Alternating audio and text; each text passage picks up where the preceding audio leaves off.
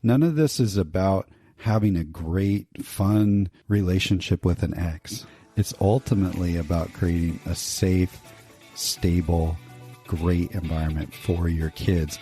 That's really the goal, and why it's so important to create opportunities for trust to exist in this co-parenting relationship. Welcome to the Blended Family Coaching Show, where you'll discover how to move your stepfamily from just surviving to truly thriving. Grab your headphones and listen in as we share practical, real-life strategies for building healthy bonds, Understanding the kids' perspective, romance and partnership, parenting with great teamwork. and yes, even co-parenting with a difficult ex. We're Mike and Kim Anderson, and we believe with the right tools, every step couple can overcome the common challenges of stepfamily life.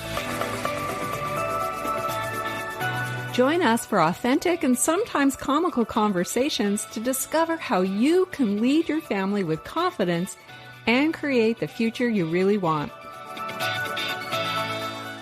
Hey, thanks so much for joining us today. You know, we're tackling a subject today that can be really difficult for many of us, and we're hopeful that it's going to bring some value for you and to challenge you to grow in this area as well. But before we dive into all that, we would be so grateful if you would leave us a rating or a review over on Spotify or Apple Podcasts. Recently, Amanda left a review that said, "This podcast has been a lifesaver and a beacon toward growth for us. Thank you so much for being so open and honest about step families and the real situations we all walk through." Thanks, Amanda. Yeah, thank you so much for that encouraging review. We love to hear the way that you called the show a beacon of growth, because that's what we want for every listener is genuine growth, you know? Absolutely. Sometimes that growth is simply a mindset shift. Other times it requires action. Right. And we hope that each time you listen, you're able to find one small thing to tweak or change or grow in. Now, we're working hard to communicate all the easy wrong turns that we've made along the way. And we've heard a lot from other couples as well. Yeah. And we do that because we want to help you either make a course correction or simply avoid those wrong turns altogether. Oh, that's amazing when you can do that. For sure. So again, thanks, Amanda. And for those of you who are listening who have not left a rating or review yet, please head on over to the review section of your favorite listening app and leave one for us. We'd really appreciate it. All right. Well, let's talk. Okay, so lately we've been talking a lot about trust, actually over the past few weeks. And we've been talking about why trust is so important to build and maintain in our couple relationship, as well as with our kids and our stepkids, right? And if you've missed those episodes, those last 2 episodes on trust, we'll put links in the show notes for you, because trust is absolutely essential if you want close bonds and genuine connection to develop in your blended family. For sure. Right? Everyone needs to feel relationally safe. But for today, we're going to look at trust from yet another vantage point, and that's within the context of our co-parenting relationships. Which is all about building and maintaining trust with all of the adults who are part of your parenting coalition. Yeah, that's right. You know, when we refer to your parenting coalition, of course, we're talking about either of your former spouses, right? And if you're in a complex blended family, you have kids that are moving between 2 homes, and it can be a little complicated. Right. But it also might include a former spouse's new spouse, right? That step parent in your kid's other home, if they happen to have them. And the parenting coalition also includes extended family members, like your children's grandparents, which would be your former in-laws, or maybe other extended family members as well, like aunts or uncles, and all kinds of people can be involved in this, right? Really what we're talking about are the adults who are invested in the kids and are a regular part of their lives. That's primarily what we're talking about.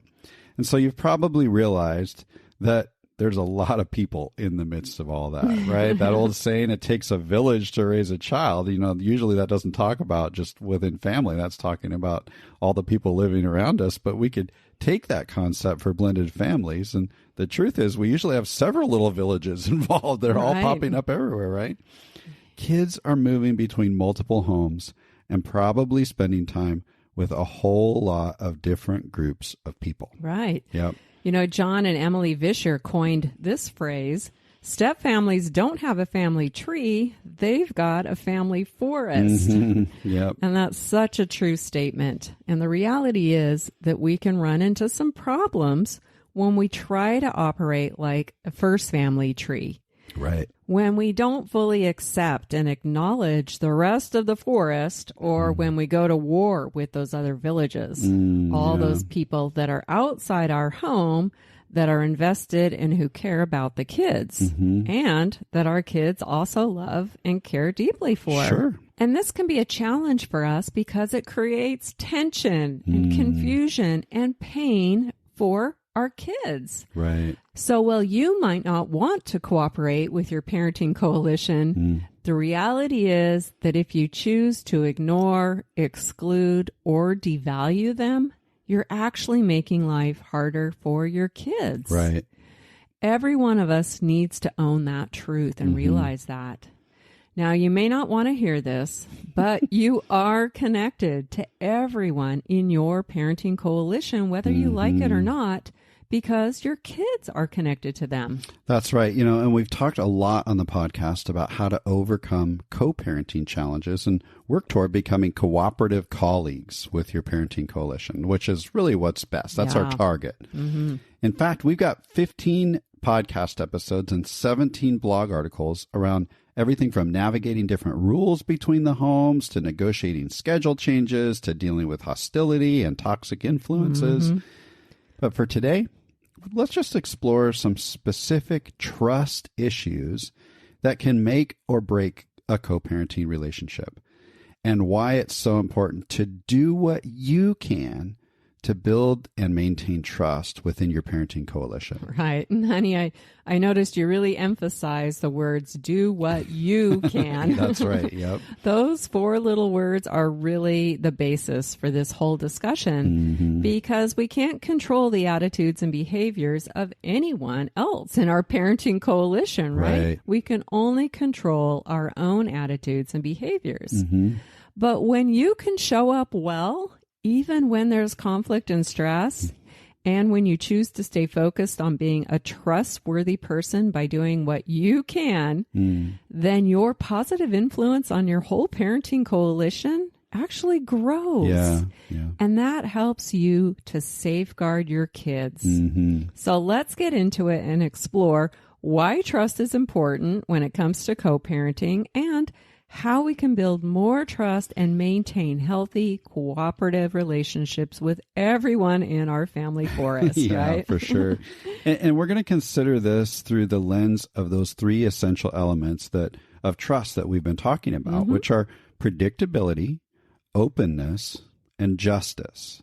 And as we do that, hopefully you're going to discover why trust is so important in that co-parenting relationship. And you know, we work with a lot of blended couples that are co-parenting in some very difficult circumstances. They deal with people that they don't have a whole lot of respect for, and they certainly don't trust them. Right. And sometimes they're co-parenting with a former spouse that's hostile and aggressive because they're still angry about the divorce or they're emotionally unstable. Yeah, and we know how painful that reality is, too. We experienced a long season with my former spouse when he was alienating my daughter from us and turning her against me in our home. And it was absolutely heartbreaking. For sure. And these types of co-parenting relationships are extreme. Yeah. And yours might be really challenging as well. You might be feeling disregarded, devalued, or dismissed, those 3 Ds that we've talked about before. But regardless of how you've been treated and how much you dislike your former spouse or even someone else in your parenting coalition, the truth is that building more trust through your own personal responses and interactions with them will benefit you and your kids. Let me say that again. Building more trust with your difficult parenting coalition will ultimately benefit you and your kids. That's a reality. Now, you might be scratching your head thinking, you know, Mike and Kim, why should I build trust with someone who is untrustworthy? Well, we encourage you to keep listening, and hopefully we'll answer that question for you today. Because there's a lot at stake. There is, yeah. So let's examine the first element of trust, which is predictability. Mm-hmm. And let's start that by first actually looking at the opposite, unpredictability. Good, yeah. Like what happens when we're unpredictable in our co-parenting relationship, and how does that impact us and our kids?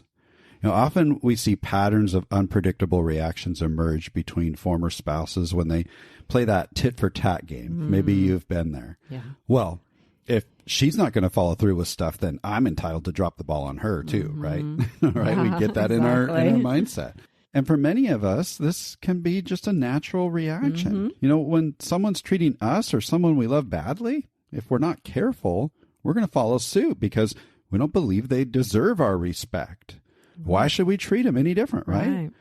But if we choose to react in these unpredictable, disrespectful ways and just to kind of punish or pay back an unpredictable ex, it typically is going to backfire. Right. I mean, the tit for tat game is a vicious cycle. Mm-hmm. You frustrated me with your unpredictable behavior, so I'll retaliate and frustrate you by being unpredictable as well.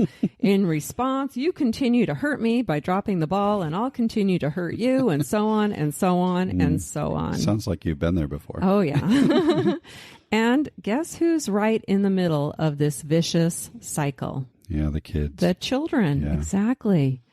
There's an old African proverb that says, when two elephants fight, it's the grass that suffers. Mm-hmm. If you make plans with your ex to pick up or drop off the kids at a certain time, but you choose to veer from the plan without notice, it's your kids that are stuck wondering where you are and what's going on. Yeah. When your ex is left in the dark, so are your kids. Right. And it's your kids who will then be at risk of hearing or overhearing the frustrations of your ex when you've been unpredictable. I guess we can't count on your dad. Guess he had better things to do than show up for you. Yeah. Or, well, your mom said she'd chip in and help with your piano lessons, but she didn't. So I guess we'll have to cancel your lesson. Yeah.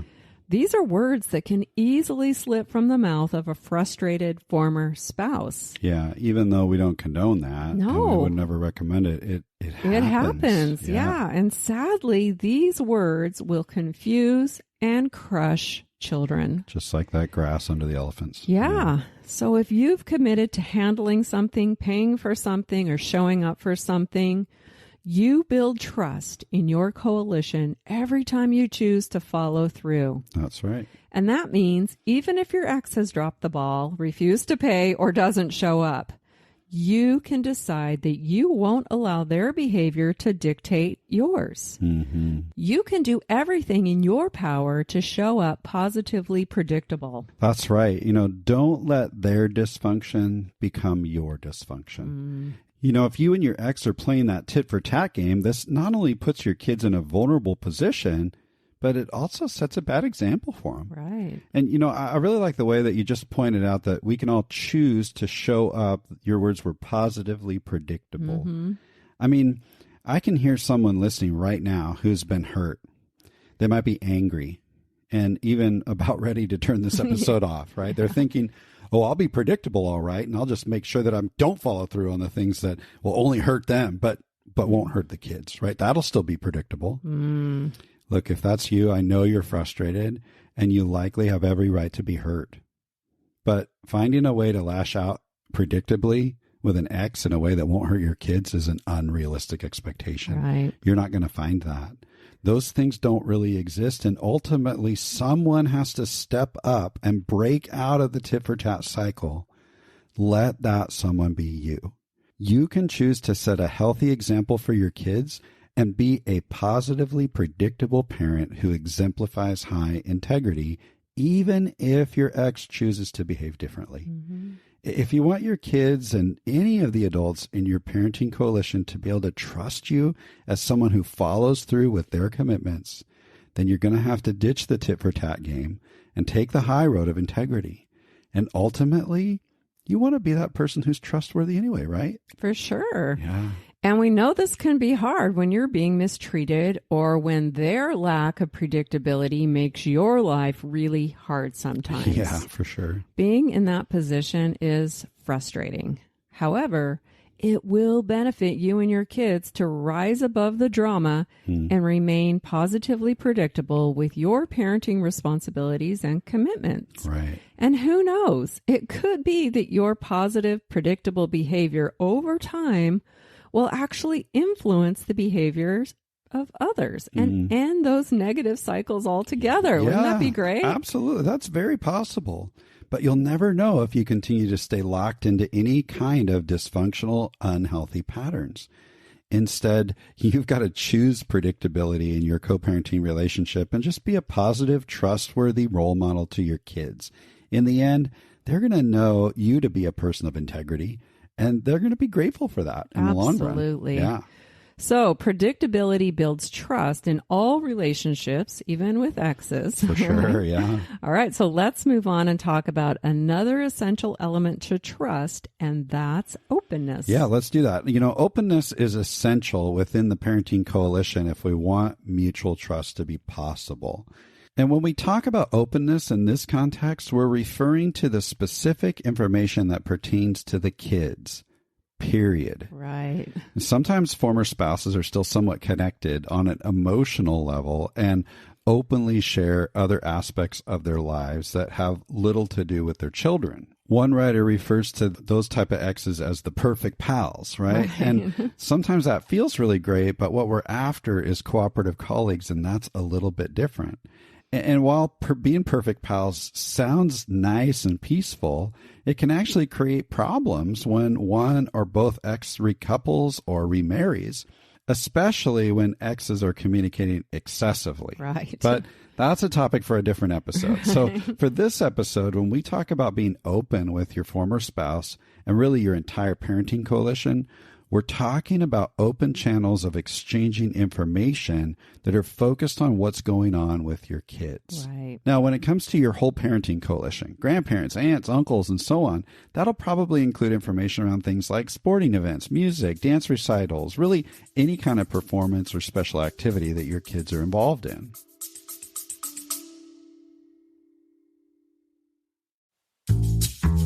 What if you could experience a community that's all about healthy support, guidance, and practical strategies that help you thrive in your blended family? Well, now you can. Blending Together is a supportive community for blended family couples just like you. We've educated and supported hundreds of couples navigating the unique challenges of blending a family. Now we're inviting you to join our community and experience the transformation that awaits you. But you'll need to act fast because we're getting started soon. Blending Together is not just another community. It's a place where you'll find practical, real-life strategies for building unity as a couple. And creating more connection as a family. Experiencing partnership in parenting. And even dealing with that difficult ex. Blending Together is a safe, growth-focused space where you get to connect with us and, maybe more importantly, with other blended family couples who truly understand what you're going through. Along the way, you'll discover practical tools, guidance, and hope that empower you to find a future full of confidence and connection. When you join Blending Together, you'll get to hop into a variety of resources like access to our private Facebook group and online learning platform, monthly coaching meetings, monthly Q&As, and you'll even get to vote on the content for our monthly workshops. Blending a family can often leave couples feeling alone or isolated and stuck, and quality support can sometimes be expensive. That's why we're offering you access to all of this at a super low monthly rate, because every blended family deserves the opportunity to thrive, regardless of their budget. That's right. So join us in the Blending Together community and unlock the secrets to successful blending. Together, we can create a future filled with hope, connection, and peace. But don't wait. Click the link in the show notes now. The doors will be closing on October 8th, and you don't want to miss out on this unique opportunity to create the future you really want alongside other couples who genuinely get it. Hey, we can't wait to meet you there.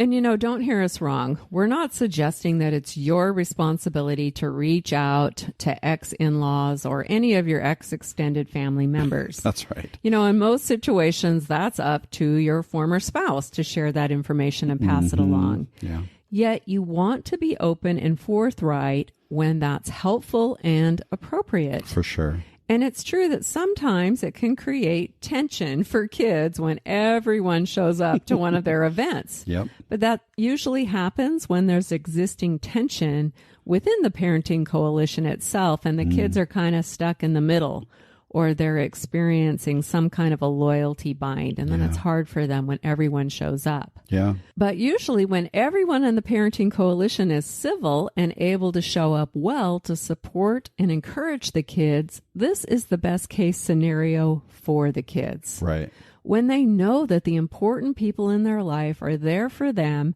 and when they don't have to worry about any peripheral issues going on between the adults that they love. For sure. And we know that sometimes extended family members don't show up well, and they're still holding on to some hostility for whatever reason, right? Divorce can pit families against each other. We realize that. Yeah. And when this happens, it might be a time for the parents to learn how to set some healthy boundaries in order to protect the kids from those peripheral issues. Right. One parent we know was put in a really difficult situation because of this ongoing rift between her mother and her ex-mother-in-law, right? It was like Battle of the Grannies.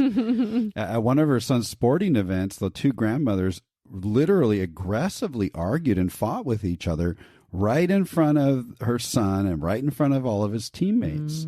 And the child was really upset about that. After the game, he even expressed that bad fight between grandma and grandma was all his fault. And this poor little guy was only 4 years old at the time.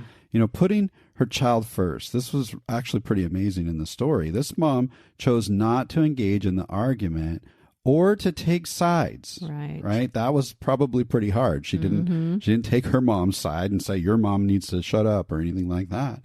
Instead, she called a meeting with her ex, who, by the way, she just really struggled with.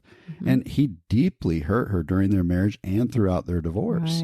But regardless of that, she chose to put her own painful emotions aside for the purpose of cooperating with him in this specific situation. And surprisingly, she and her ex were able to agree that they were going to set some boundaries with each of their mothers and just let them know, hey, we're not going to invite you to our son's sporting events in the future if you aren't able to put his needs first and just cut the fighting out. Right? That's not appropriate here at these games. So then these two exes sat down together with their son, and they explained that he was in no way responsible for what happened. And they offered him some empathy, and they comforted him. So here's some divorced parents who had some major trauma through their experience, but they were able to put it aside and really focus on what was best for this little 4-year-old guy, rather than resorting to blame and hostility, right? Sometimes we can lean into these two different villages that are at war, and instead of saying, wait a second, what's the best for this child who has to make the POW swap every week if we keep it this way? And because they decided that they were going to have some teamwork, they were going to set some healthy boundaries, there's actually been ongoing peace at their son's sporting events now. And no more Battle of the Grannies, right? They've actually been behaving appropriately, and that's great. So these parents really, they had to kind of suck it up and just figure out what the right thing to do was and work together so that he could have some emotional safety and really focus on his well-being. Right. Man, what a great example of openness. The mom was open with her ex about her concerns, even though their relationship was strained. So that had to have been hard. It wasn't easy. She and her ex were both open to their mothers in a respectful delivery. I'd like to add that with they the were boundary. They were able to be open about their boundary, but they were respectful. And everyone was open about how to best move forward from there. Even both grandmas just owned it and said, yeah, let's do something different.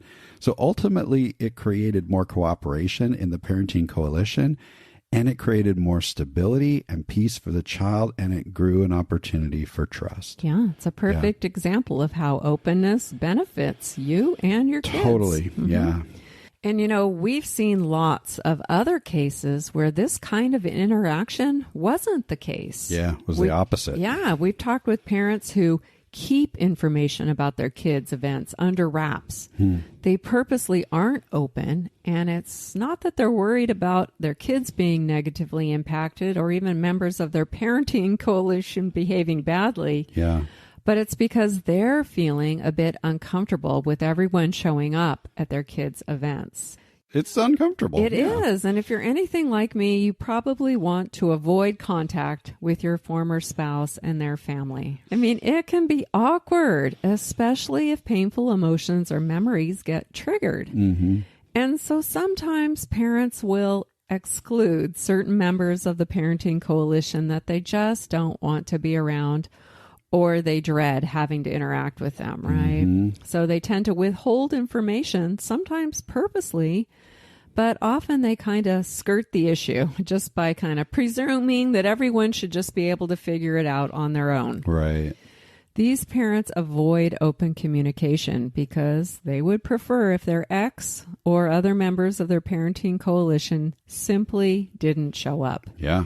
It's really to protect themselves from discomfort. And, I get it. I really do. Mm-hmm. You'd like to just go and enjoy watching your kid without feeling any of the emotional burdens that come up along with those other adults in your child's life, right? Yeah. Or maybe simply being around certain people make you feel vulnerable, especially if they've said or done hurtful things in the past. This isn't easy. Yeah, I mean, I've seen how hard that was for you at lots of times over the years when it seemed like we had at least one event or more per week with your daughter Annika, right? Yeah, bombardment. Yeah, and we all wanted to show up well for her, but it was just difficult to be around your ex and his other family members.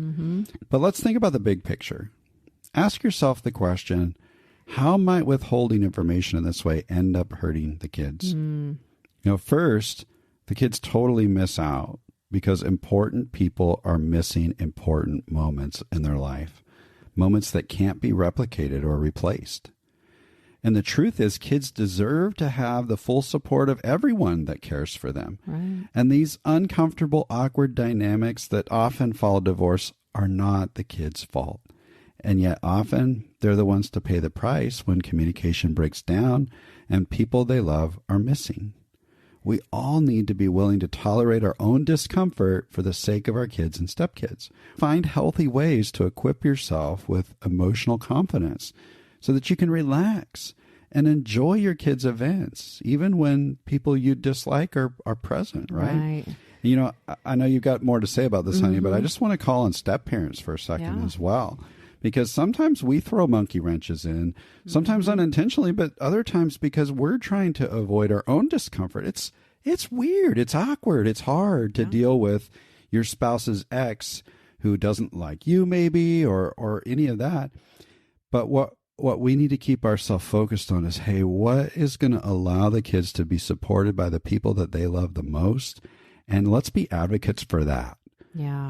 Let's do what we can to kind of stay out of the drama and out of the way so that we can really advocate for that. So that's just my little caveat for step parents. But I know you probably have more to say about all this for bio parents as well.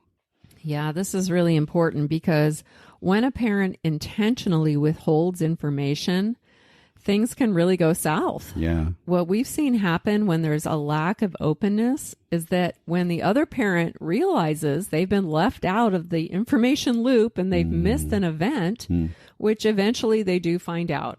I mean, that just happens. Then they'll tend to react in some really unhealthy ways because they're hurt. So they'll retaliate and close down their own channels of communication with their former spouse so that they'll miss out on some important events, which means their kids will miss out again on having both parents present. For sure.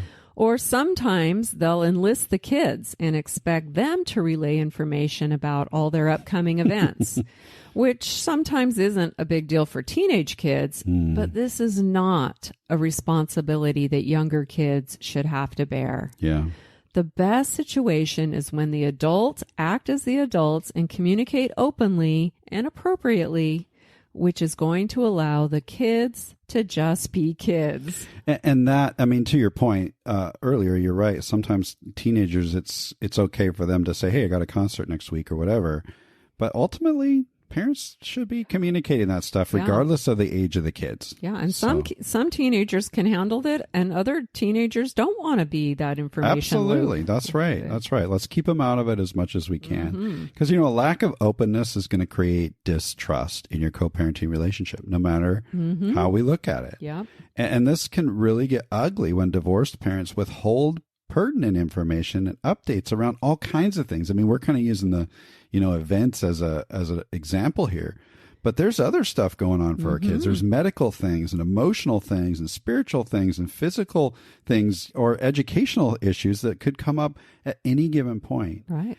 And, most parenting plans try to be clear around who's supposed to make decisions around these kind of things. And usually both parents are typically equally responsible. Right. They're supposed to work together. Which means they've got to collaborate, right, when these kinds of things come up.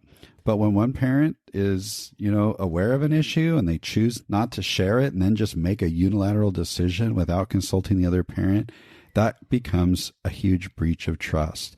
And ultimately, it can be a violation of a lot of parenting plans as well. Right. But if we keep eroding trust and we keep getting in that tit for tat thing and we keep this circle going, we're just going to perpetuate it. Right. And it's not good for us and it's not good for the kids. Yeah.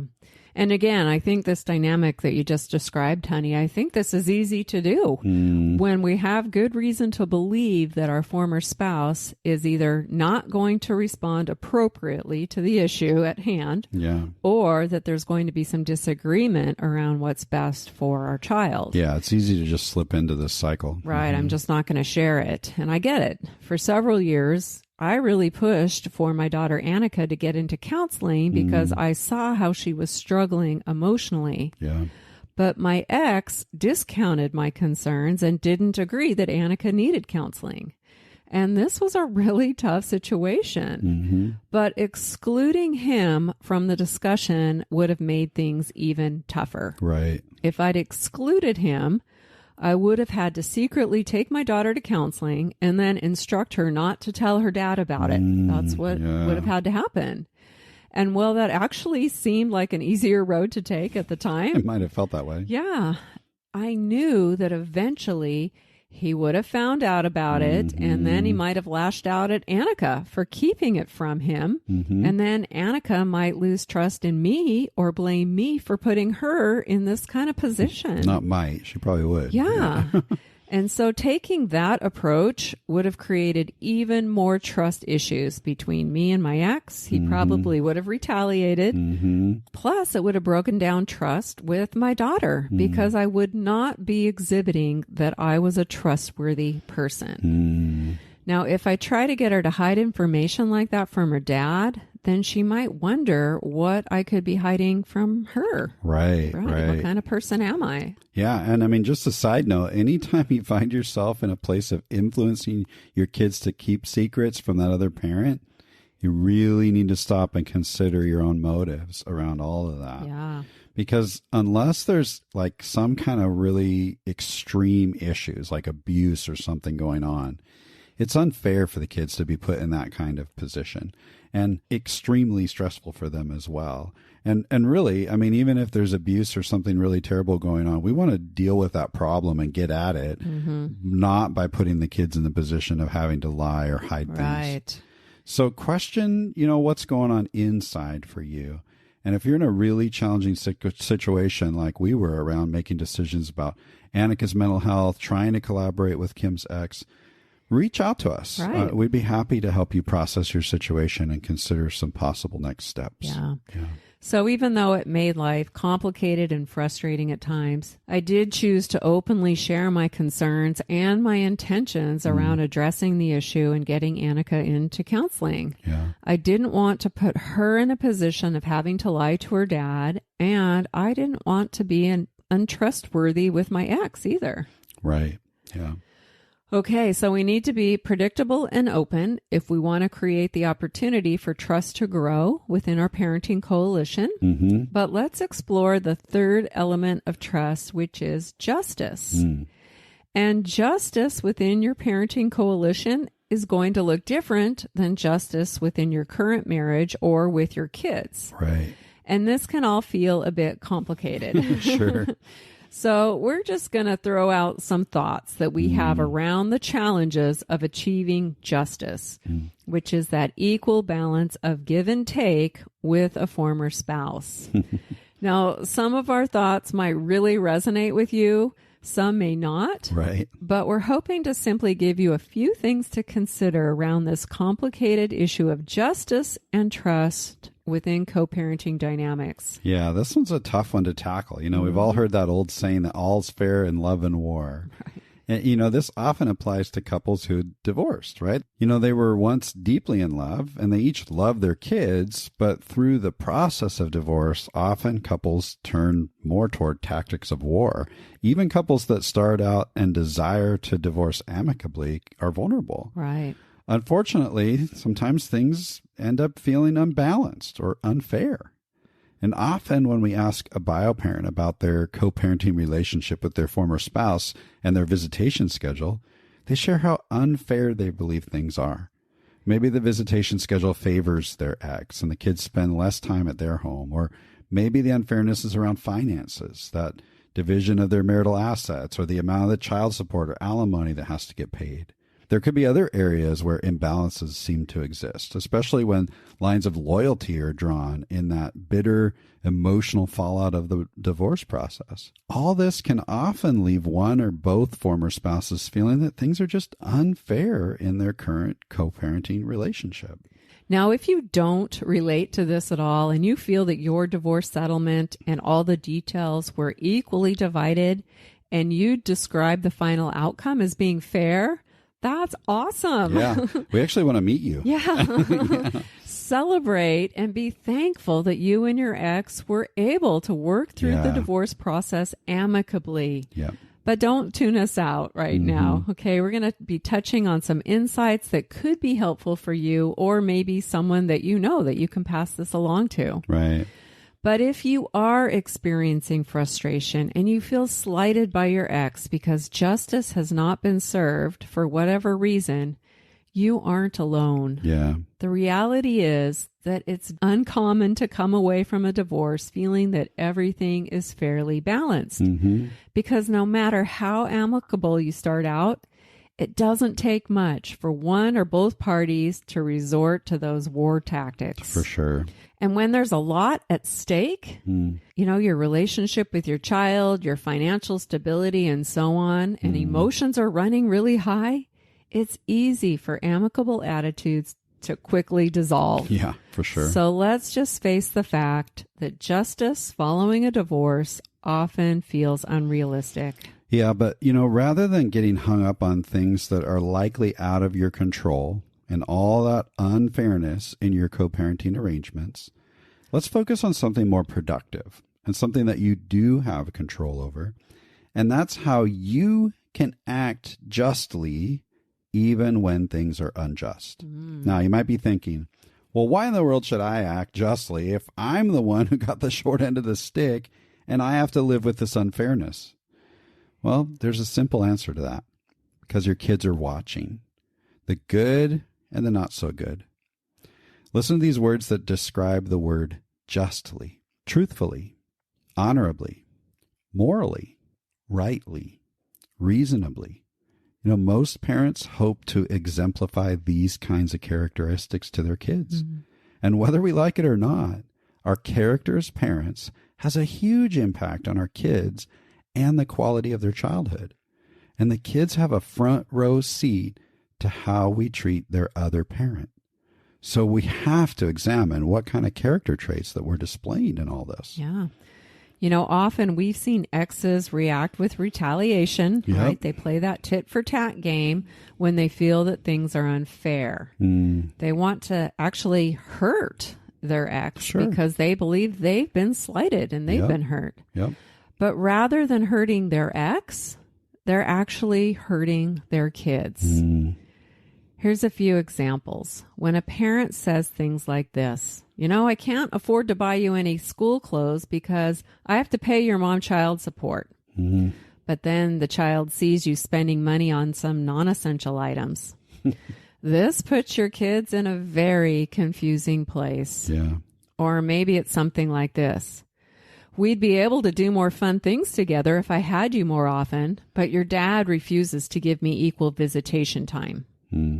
Again, this places an emotional weight on your kids that they don't need to be burdened with. So a really practical way to safeguard your kids is simply by acting justly, even when things are unjust. It's to keep your negative thoughts and your comments to yourself. Right. Rather than festering in that unfairness or your current co-parenting season. Focus on the bigger picture and what you really want for your kids and for your future relationship with them.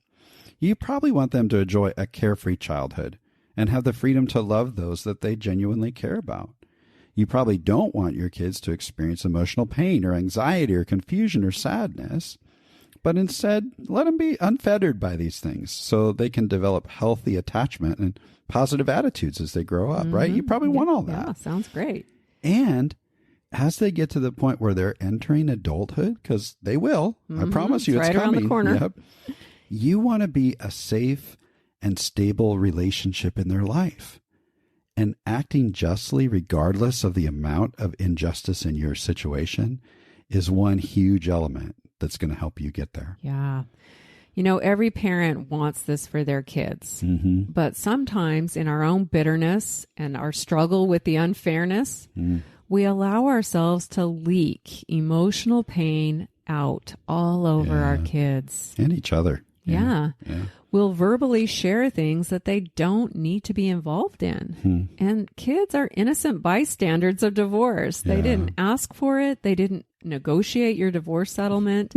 And they have no control over how either of their parents responds to what's happened.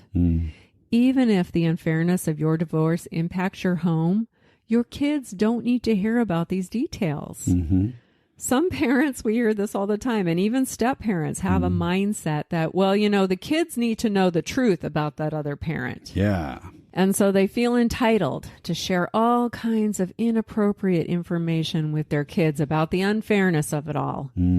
And the reality is, kids don't need you to tell them these kinds of truths. It only hurts and burdens them. What kids really need is for their two parents and the entire parenting coalition to work together cooperatively on their behalf. And it doesn't matter if things are fair or not. When co-parents work together and are able to focus on the well-being of their kids, which also means that they don't burden them with information that they don't need to know, that's when kids are able to move forward in healthy ways. All the research confirms this. Whether their parents are married to each other, divorced, single, or remarried, the best outcomes happen for the kids when their biological parents are cooperative and when they can refrain from bad-mouthing and retaliation. And think about this for a second. Your kids are going to figure out the truth on their own someday as they move toward adulthood. They will. They'll understand how any imbalance or unfairness played out way back in their childhood. They'll probably understand the good, the bad, and the ugly more than you think they will. So ask yourself, what will my kids remember, and how will my behavior and attitude impact them? Are they going to remember how you did your best to make ends meet and how you created some fun, some creative experiences, even though you had limited time together with them? Or are they going to bear the scars of the emotional pain because you involved them in adult issues and placed blame on that other parent, who they happen to love, by the way? Right. Yeah. We want to always keep the bigger picture in front of us and remember that this season is just that. Yeah. It's a season that will eventually end. Right. Our kids will mature, they will see the truth for themselves, and they'll remember how we reacted to unfair circumstances. Yeah. You can choose to act justly, even if your co-parenting arrangement lacks justice. That's right. You really can. And at the same time, you can learn how to appropriately deal with the injustice you might be experiencing, because that's real. Yep. Maybe you need to talk with a lawyer or take steps towards mediation if things need to be adjusted in your parenting plan. Or if that's not an option, maybe you need to find a therapist, a coach, or a trusted friend to talk to about your own emotional pain and process through your disappointments and struggles. Yeah. We're certainly not promoting inaction or suggesting that you put your head in the sand. However, if you're burdened with bitterness, you might be more tempted to act unjustly yourself, and it might be time for you to move towards forgiveness so that you can freely move on. Yeah. Now, if you're experiencing guilt or regret, you can learn to forgive yourself. For sure. I've struggled with all of these difficult emotions that we're talking about today. And there was a time when we experienced a great deal of injustice with my ex, and it was not easy. Not at all. At one point during our custody battle, I only had my daughter 11% of the time. I didn't even get to take her to school for 2 years. And that was after we had enjoyed a 50-50 schedule for many years. Yeah, like a decade. Yeah.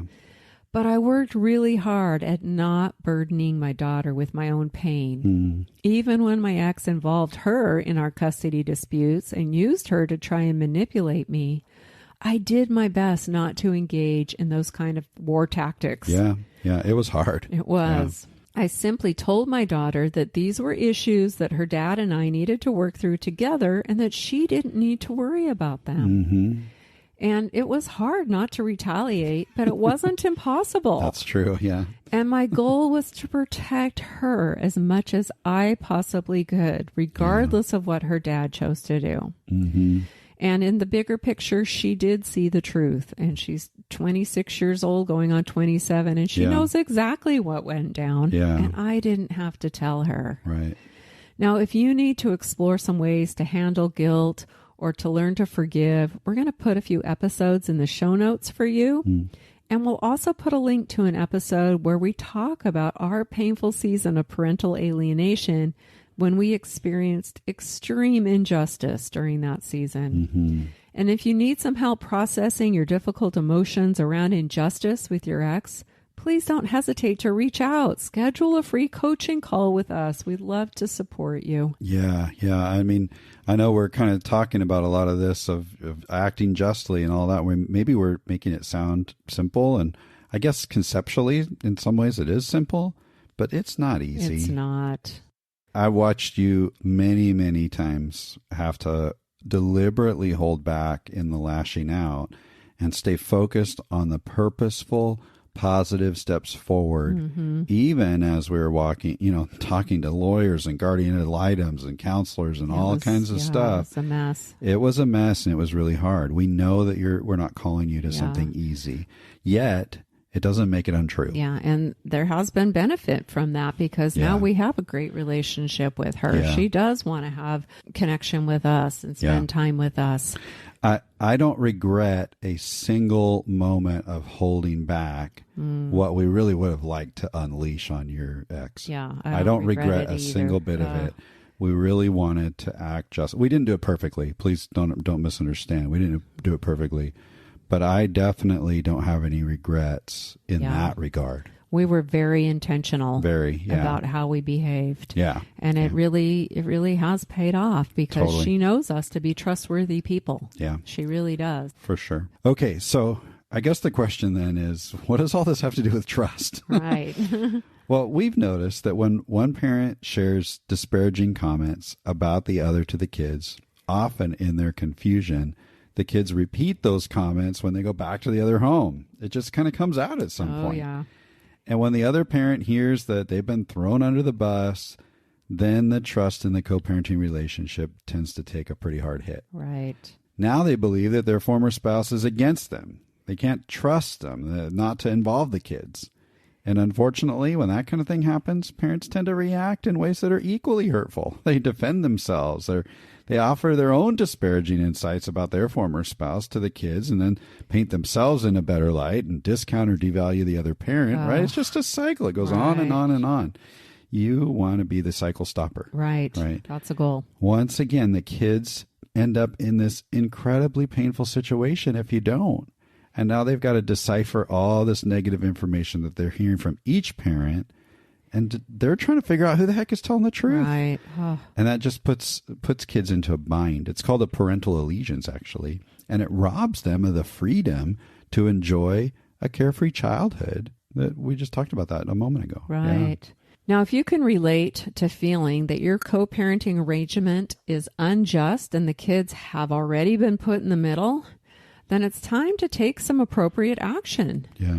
We're going to put links in the show notes to several episodes that can help you to better understand these dynamics and then discover how you can relieve the emotional tension for your kids, regardless of how your ex is behaving. Yeah.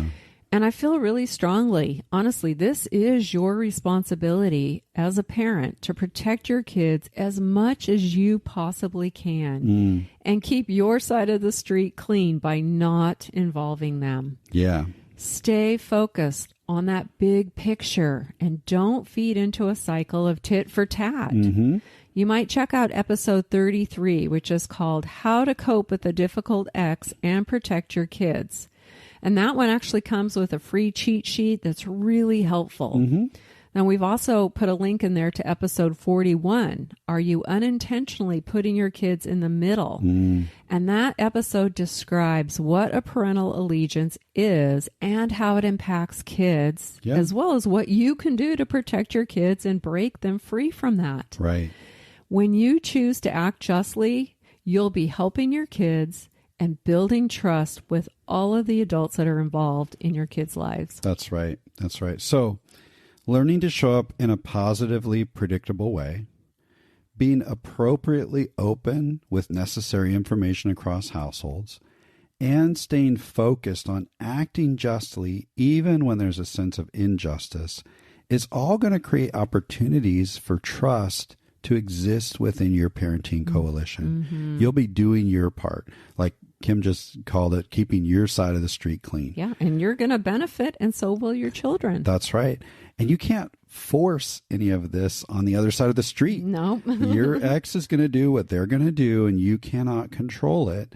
But you have full control over what goes on in your own mind, in your own heart, what comes out of your own mouth, and what happens on your side of the street. You do.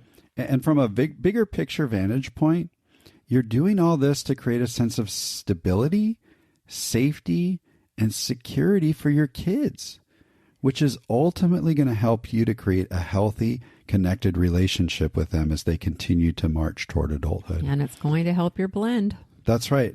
None of this is about having a great, fun relationship with an ex.